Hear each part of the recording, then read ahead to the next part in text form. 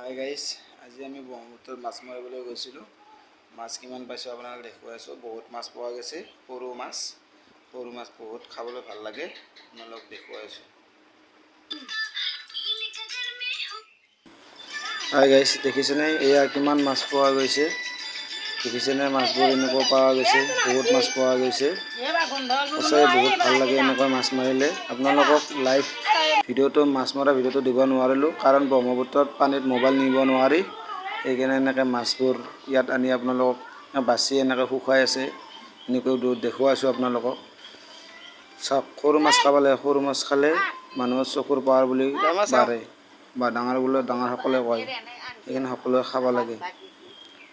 Please মোৰ চেনেলটো আপোনালোকে ছাবস্ক্ৰাইব আৰু লাইক কৰি দিব, শ্বেয়াৰ কৰি দিব, যাতে আগলৈও যাতে এনেকুৱা মাছৰ ভিডিঅ' বা আপোনালোকক লাইভ যাতে দেখুৱাব পাৰোঁ। সেইকাৰণে আপোনালোকেও যাতে এনেকৈ মাছ মাৰিবৰ কাৰণে চেষ্টা কৰে। মাছ মাৰিলে বহুত ভাল লাগে, খাৱাত চাই মাৰি বেছি ভাল লাগে।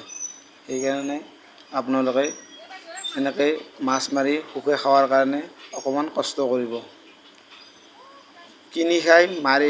কিনাত চাই মাছ মাৰি খাই বেছি ভাল লাগে গাইজ, কাৰণ মাৰি খোৱা ইণ্টাৰেষ্টটোৱে বেলেগ হয়। সেইকাৰণে আপোনালোকেও প্লিজ মাছ মৰাৰ কাৰণে চেষ্টা কৰিব, প্লিজ।